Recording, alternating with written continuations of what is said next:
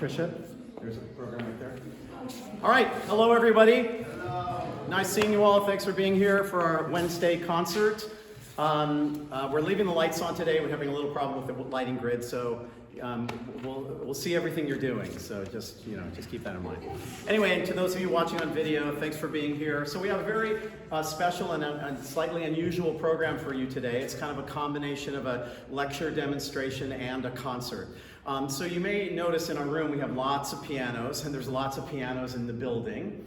And LA Valley College has the distinction of being what's known as an all Steinway school. Steinway being the maker of pianos, a very famous piano maker that our guest Brad is going to tell us about in just a few minutes.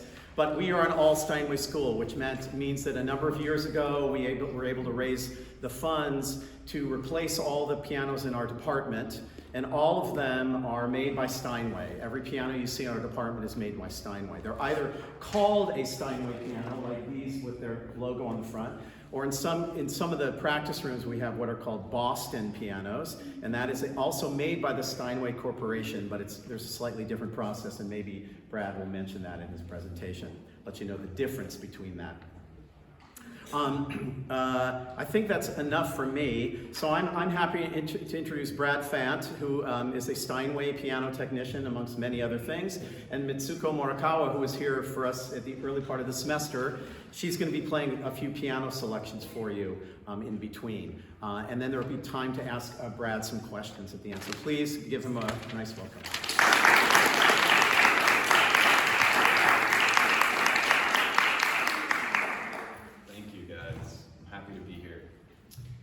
Did you guys know that this piano in front of us has about 40,000 pounds of combined string tension?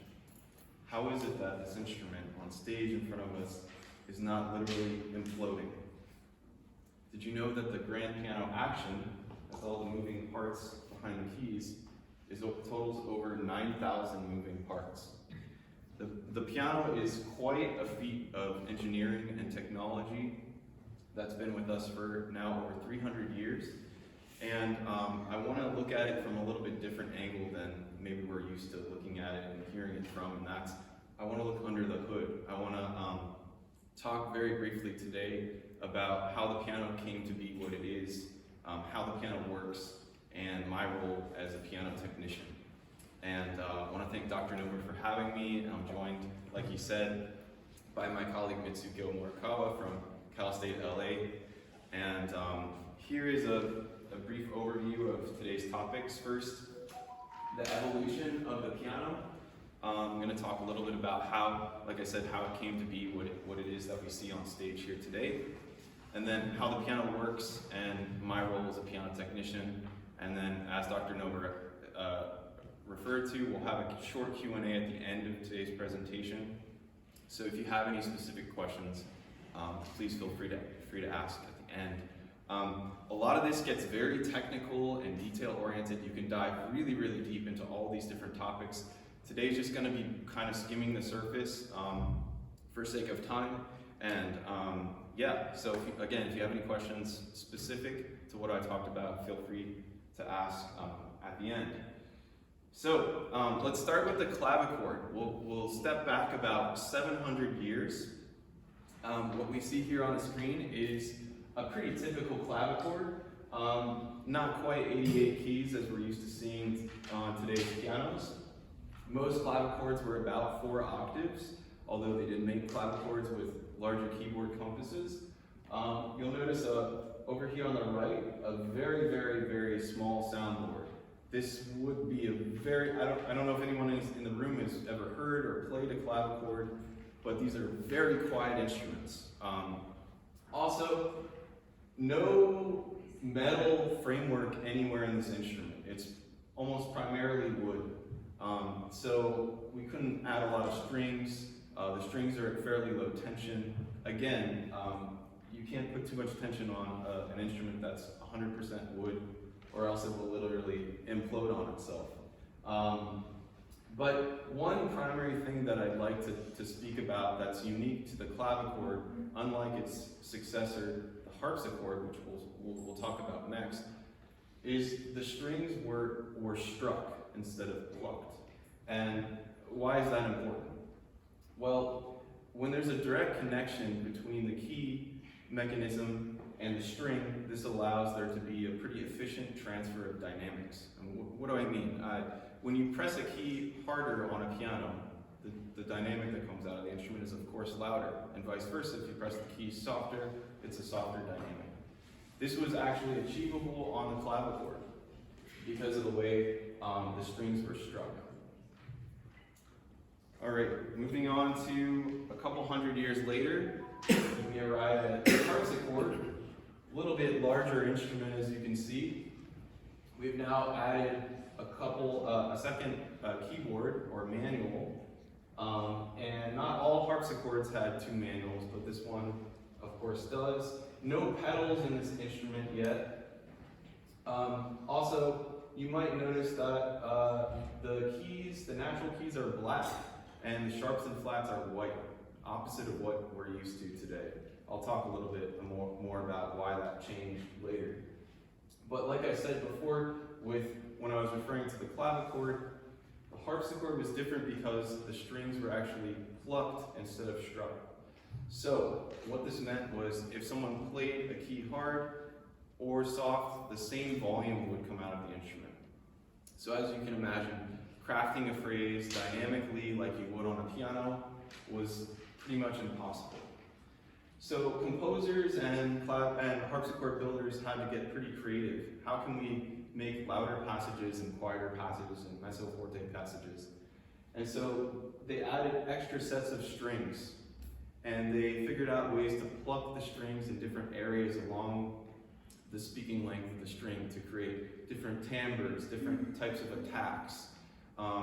And so you could kind of turn these different levers on and off, or switch to different manuals on the keyboard to create louder and softer dynamics and different timbres. But again, very limited in its dynamic ability as compared to the modern piano like we have on the stage.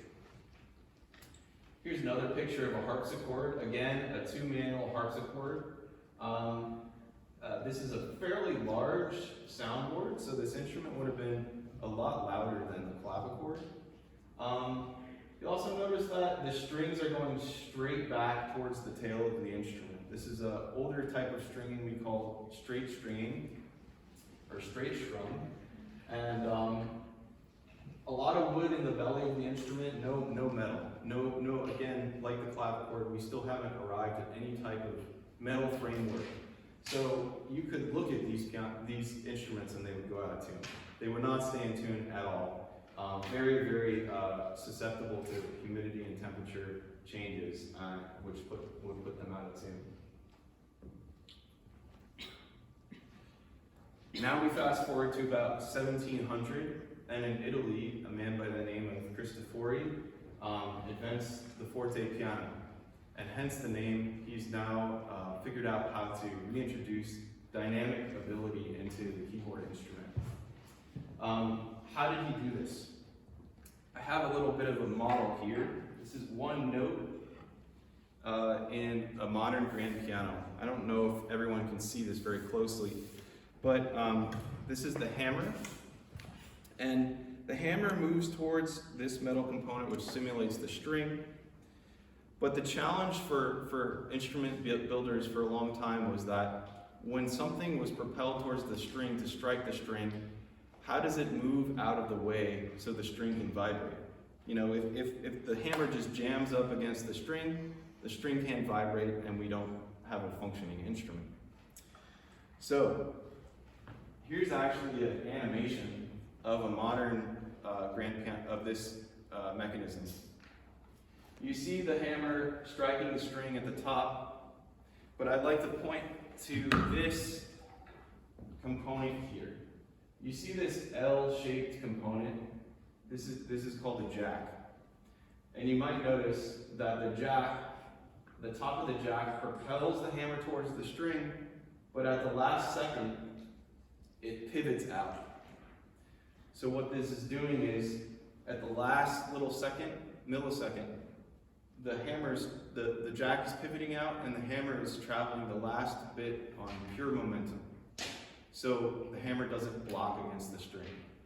So in slow motion here on the model, you can kind of see if I press the key really slowly, it never reaches the string. It drops off. We call that escapement. If I press the key harder, of course it's going to strike the string. That's basically the crux of Cristofori's invention in 1700. And the basis for the forte piano and the piano. A couple other things. We still see that this is still straight strung. The strings are going straight from the tuning pins back straight towards the tail of the instrument.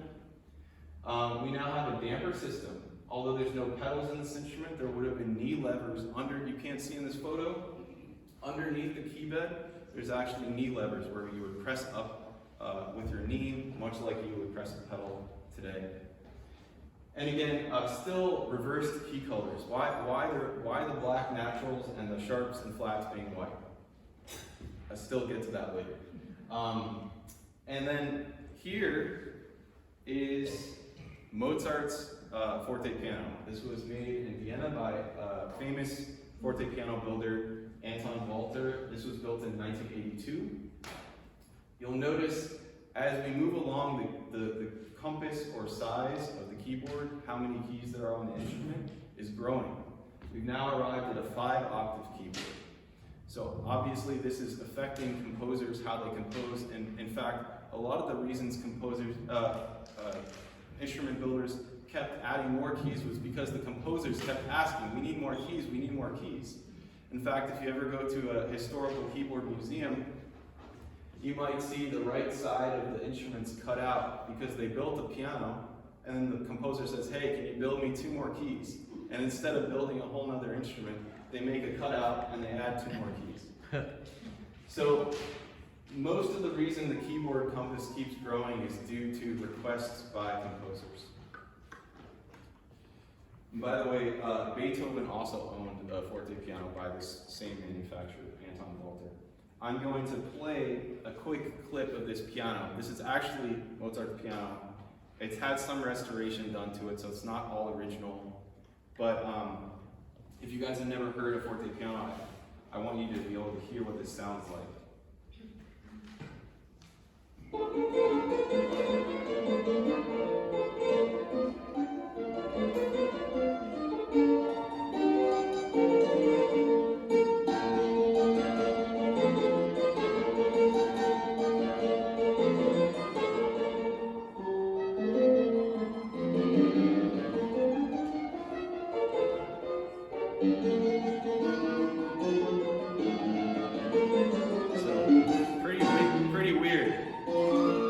Doesn't sound quite like what we're used to when we think of a piano, but again, the construction of this instrument was kind of like almost toy-like. I don't mean that it's an insult, but it sounds kind of like a toy. The pitch is a lot lower than the pitch we tune modern instruments to today.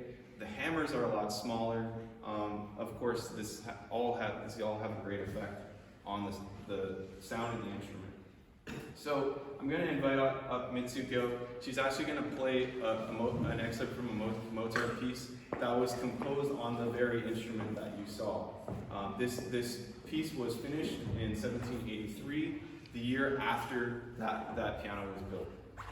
And just note too that the limited amount of keys that she's going to use in this piece, because Mozart only had 5 octaves. So enjoy.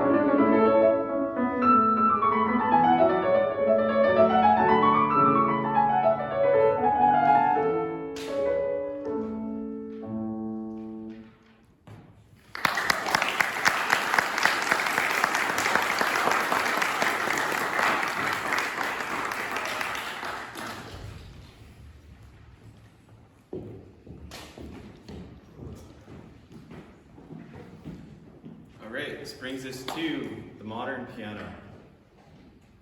Let's compare and contrast this to what we've been looking at thus far.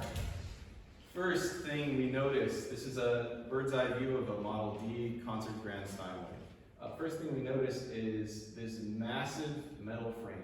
This is called the cast iron plate. None of the instruments we've talked about this far have had this. This is the reason. Firstly, this piano weighs so much. This piano weighs 990 pounds. The cast iron plate is over half that. It's over 500 pounds alone. But this is the reason this instrument stays in tune very well. It also is the reason we can add so many strings and so much string tension to this instrument. All the stability is coming from this huge cast iron frame. You also notice we have no longer have straight strung strings. The strings are actually crossing over and under each other.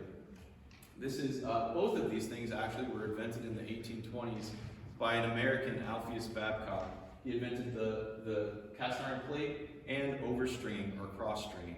Why did he choose to cross over the strings? Well, he figured he could get a little bit longer string if he angled it, which was more ideal for the tone, and this is the way pianos have now been made for almost 200 years. We also notice that the key color is what we're used to now. I finally arrived at an answer for this question. There's actually a lot of different answers to why the key colors changed, but the primary overriding answer that most people will give is it's very difficult to see each distinct natural key when it's a black key with a black space in between. And builders figured out, well, if we change the natural keys to white, we can see the black spaces in between the white keys, and therefore it's not, tripping you up visually when you're trying to play the keys. That's, I know, a real simple answer, but that's the most common answer to why that was changed. This is an exploded view of the grand piano. There's no strings on this, of course, but here's the cast iron plate. We notice the action here. This is the keyboard action that I was referring to that has over 9,000 moving parts. Here in the front of the piano, there's this piece of wood called a pin block, or a tuning pin block, and it is what it sounds like. It's basically a piece of wood that all the tuning pins go into. And I have actually, if I could pass around a few samples. I'll give you these. This is a piece of a pin block with a couple of tuning pins in it, and then I'll also give you this is a piece of spruce soundboard. And you guys can pass it around and feel what it feel what it feels like. But speaking of the soundboard, I want to show you guys what a soundboard does. I have this music box, which is very quiet. So the soundboard does this. There's no funny business here. I'm just placing this on the soundboard. There's no microphone or anything.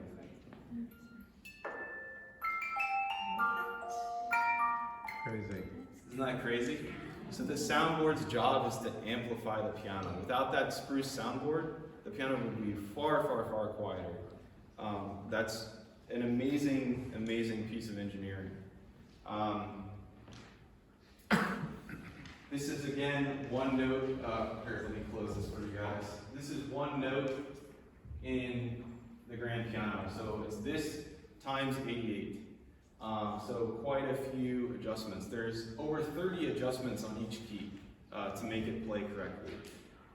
So we'll talk a little bit more about the adjustments later, but you can see the jack here that we were talking about before. But this is the complexity of the lever system in the piano. So with that, I'm gonna have Mitsuko come back up and play a lot later piece from 1910 Debussy. Debussy at this time Debussy had 3 pianos. He had a Pleyel, a Blüthner, and I think he had a Bechstein upright, which was supposedly his favorite. He liked the upright more than he did the Blüthner Grand, but all of his keyboards would have had at least 85, if not 88 keys at this time. And he also would have had quite a larger dynamic range in his instruments, which would have, of course, both of those things greatly affected his compositions. So kind of hone in on that as she plays this piece and enjoy.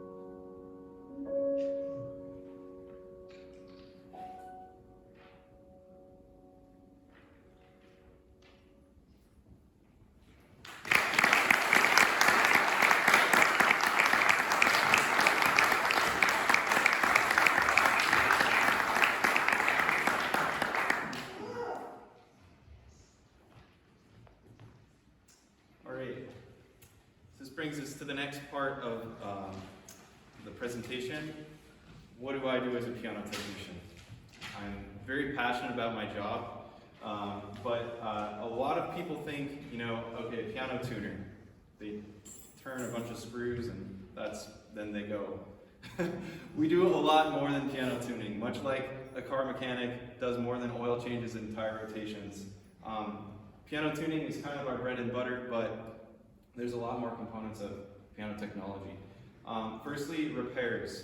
This is a picture of a Steinway Model M from 1949 that I was in the midst of restoring, and we noticed some cracks in the soundboard. The soundboard was salvageable, so we didn't want to replace the entire board. So I'm shimming a few different cracks in the soundboard before we put new strings on the instrument. Regulation. Regulation is basically just calibrating all of the different lever systems in the action so that it functions properly. The last thing a pianist wants when they play a piano is every note to feel different and unpredictable. The pianist wants to sit down at the instrument and everything is even and predictable so they know how much force to put into each key. And what regulation is adjusting all of these little screws and springs. Like I said, there's over 30 adjustments on each key so that everything plays perfectly. Voicing. Voicing is another procedure that's really common that I do pretty much every day. This is a hammer on a piano, and you'll notice the felt on top. As the felt repeatedly strikes strings tens or hundreds of thousands of times over the course of years, the felt kind of gets compacted. Kind of like a tire on a car starts to lose tread. And as the felt gets harder and harder and more compacted, the tone that comes out of the piano is less pleasing, and it could be harsh or bright or thuddy and less focused. And so voicing is a procedure where we use filing paddles and needles to manipulate the felt so that the tone that the instrument produces is more pleasing. Restoration and rebuilding isn't pursued by every piano technician, but it's fairly common that some piano technicians get into rebuilding. It's a subject that I'm pretty passionate about. This is me fabricating a new set of key sticks. This is a Kluge key set. This is a blank key set from the company Kluge in Germany, which is now owned by Steinway. They've made keys in Steinway since 1984, and they send me a blank set, and I make it work for the piano I'm rebuilding. So here I'm actually drilling holes for different leads that go in the keys so that it takes just the right amount of pressure to go down. And it's very, very, very detailed of how many leads, where the leads go, what size the leads are, and this is my leading pattern. It takes me about 2+ days to do this. I've created a very specific leading pattern, and I'm marking the keys, and then I'm drilling the key here and installing the key lead. Here is a pin block, and I can guarantee you no one in this room has ever seen this before. I'm actually going to remove, this is a video of me sawing through a Steinway Model D with a Sawzall. Trust me, it ended up okay, but this is a picture of me removing the original pin block out of a concert grand. And this is, on the right is the original, this is the new pin block after it was installed. And here goes the old pin block. Do not try this at home.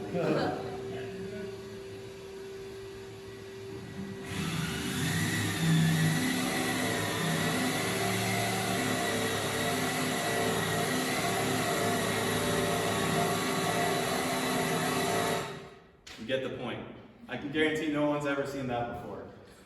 And fun fact about this piano, when it was done, we had Lang Lang play at the venue where this is now being housed. We had 4 concert grands prepped for him on stage to audition and choose which one he would like to use for his performance, and he chose this one. So I can now say that not only did I rebuild a piano that Lang Lang selected, but I also sawed through it with a Sawzall.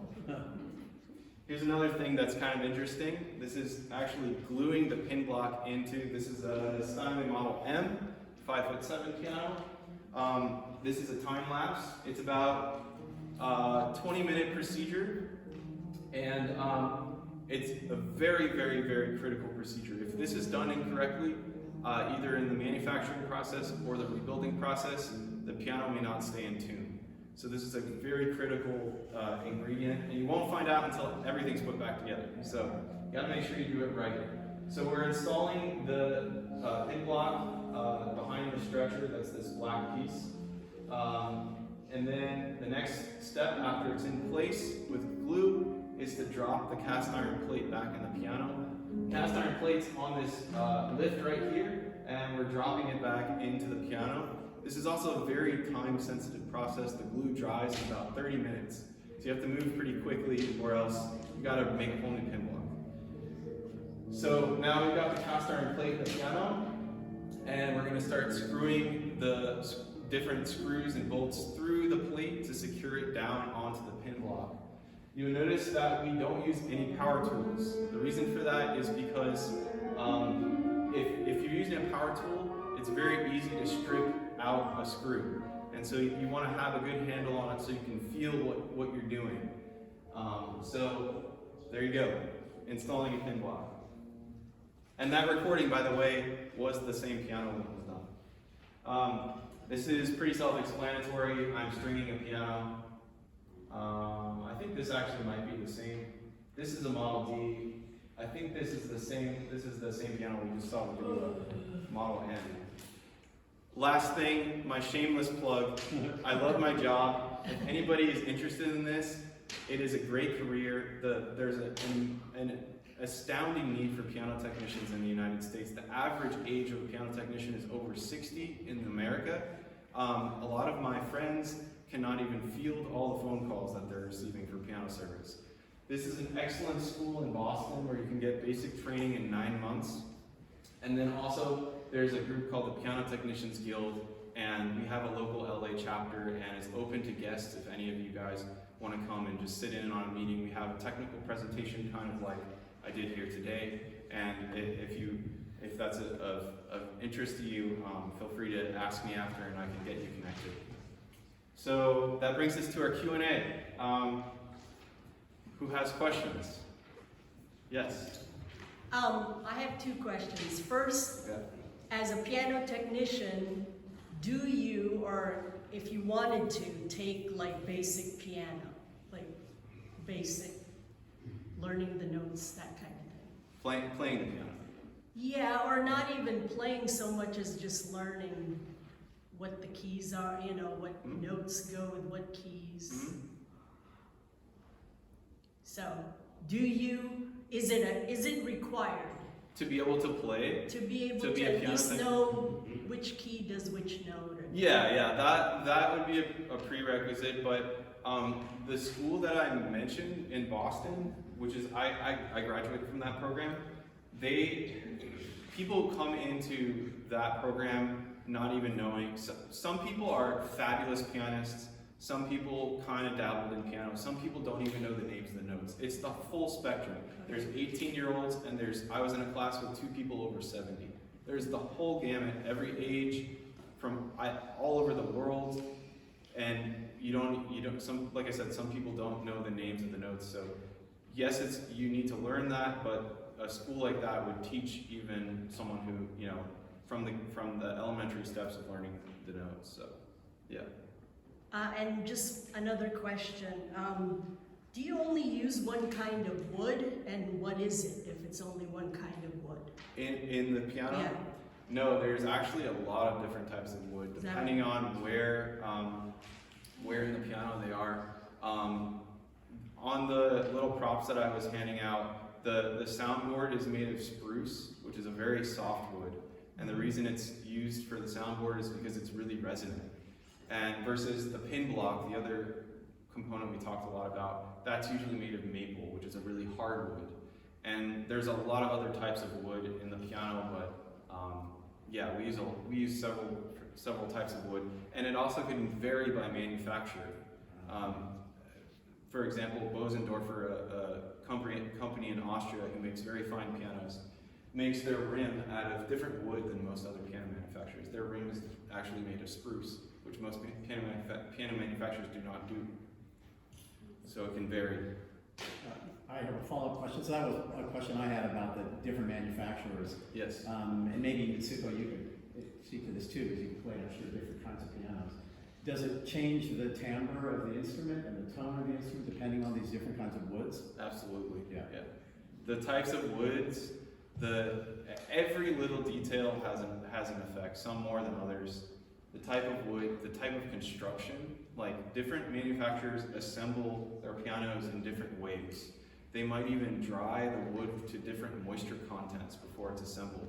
There's so many little fine details that all affect the sustain, the volume, the tone, the feel. These are all variables that the manufacturers in control. And there must be a lot of them trade secrets, right? Maybe, yeah. Maybe. Like, we're not going to tell you exactly what. Yeah. Because I that think makes our piano what it is. there's some of that, I think, yeah. Especially in regards to action geometry. Yeah. The geometry and leverage systems in the action, that's very much not public information from the manufacturers. Interesting. Yeah.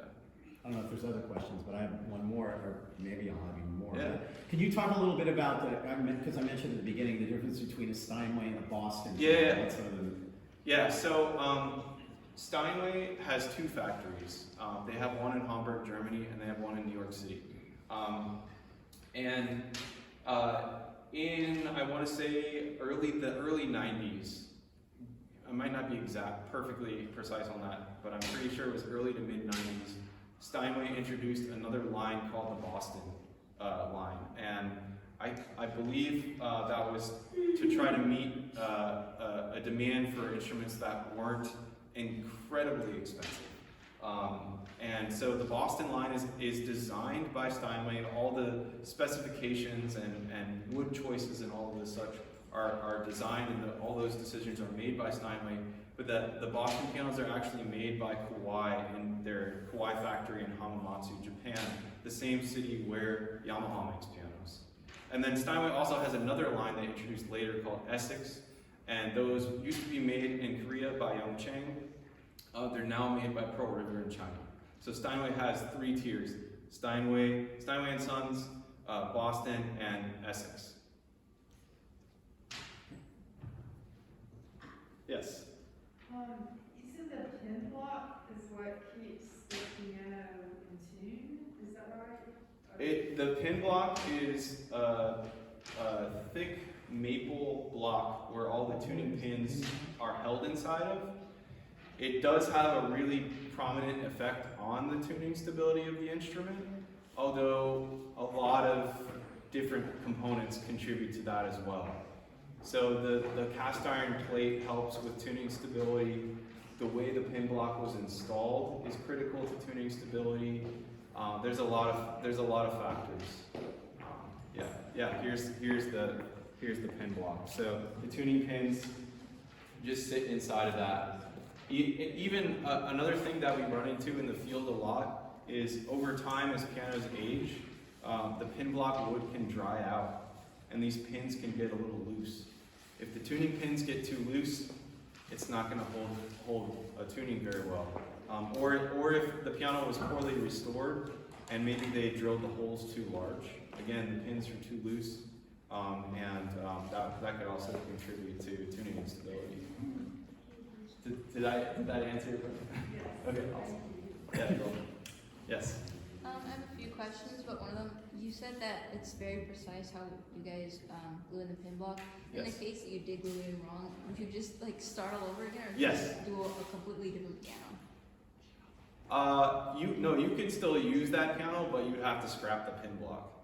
And a blank pin block, just to give you an idea, I want to say a high quality blank pin block, just not cut or drilled, is probably now over $600 just for that piece of wood. And then you spend probably a day drilling and fitting it. So you're taking a pretty expensive bath if you mess that up.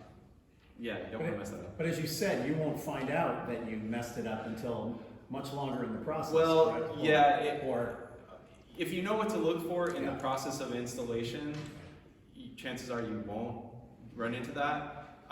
But you won't really know if the tuning is unstable until after the strings and everything are back on the piano. Yeah, so you really got to take your time and not rush it. Yeah. Yes. How much does the cast iron weigh?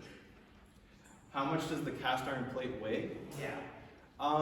This is the Model B. This is a 7-foot piano, and this piano probably weighs close to probably about 450 pounds. Yeah. we have a D, the largest one, in that closet in there, and that's the one you said. That's over 500 pounds just for the cast iron plate. That piano weighs 990 pounds, so half a ton. Yeah. In your learning, have you only been able to fix pianos, or was it like forte? Great question. Before I moved to Los Angeles, I used to live on the East Coast, and I worked for a university, and we had 2 clavichords, 4 harpsichords, and a forte piano. And I was able to help care for all of those. In school for piano technology, we learn the basics of these things, but after about a month of training in it, we move on to pianos because 99.9% of what you're servicing are pianos. So we have kind of the fundamentals, and I occasionally see those instruments, but less and less today than I did when I lived on the East Coast. Fighting Luann, and then ask it again. Okay. I was wondering if the paint is also like proprietary to The Steinway. finish of the piano? The paint, yeah. Different manufacturers finish pianos in different ways. This is a polyester finish, which is the kind of shiny finish that is pretty common today. Most of the methodology, to my knowledge, is pretty similar. Although I'm not a finish expert. I should note, when I restore a piano, I don't refinish it. I outsource, and this is what most piano rebuilders do. We outsource to a piano refinisher. Refinishing can get really dangerous with all the fumes. There's a lot of regulation. You have to be very, very careful for your health. And so I don't really get into that. I ship the piano out and it's done there and it comes back to me finished. Like I would think it would be so exact, like how thick the paint is and what the yeah. material of the paint is made from. Yeah. You know. Yeah. This is, like I said, this is a polyester finish. This is most common today. I like it the best personally because it's the easiest to clean. You can just wipe it down with a soft cotton rag and a little water and it's fine. Pianos before this were, usually finished with like a kind of a lacquer or a finish, and it's easier to scratch, and this is easier to chip, that's easier to scratch. There's pros and cons, but as far as the process of actually refinishing, yeah, that's probably for a refinisher, yeah. So. No, Yeah. I'm sorry. Then, of course, aesthetically, there are pianos that do not have a lacquer finish like this. You see the wood. They have a wood finish or whatever. Yeah, like Steinway, for what it's worth, Steinway is still making satin pianos. This is a high polish piano, but all Steinway satin pianos are now special order. You can no longer go into a store, and unless someone else has ordered it, you have to special order a satin finish. Yes. Okay. 2 questions. One of them is going to be easier. Okay. Does it make a difference in sound when you have I forgot exactly the little black bar on top, when it's open? The lid? Yeah. Yeah. Does it make a difference in sound versus when it's closed? Yeah, Yeah, And then second one, while working on so many pianos, have you ever had like your own personal ideas of how you could make your own piano? I've thought about that, but honestly, the piano is so refined, and I'm not smart enough to do that. There's people who build these things that are so much smarter than me, and do all this crazy math, and it's above my head and my pay grade. I've thought about it, but it's probably too much. All right, maybe one more question, and if anyone has one for Mitsuko, maybe she'd be willing to answer a question. I'm just curious, what inspired you to get into this profession? Yeah. My mom was a piano teacher, and every time the piano technician would come as a kid, I would always like watch him work. And it felt like a magic trick, because I could hear that the piano was out of tune, and then he would play all these weird combinations of intervals and notes, and it sounded like just nonsense, and then an hour later it was like magically in tune. And I always remembered that, and then after undergrad, I didn't really want to go into what I studied, and I called him up and I said, hey, I'm really interested in this, and he said, here's where you should study, go visit it, go check it out, give them a call, and I went to school and never turned back, so. Awesome.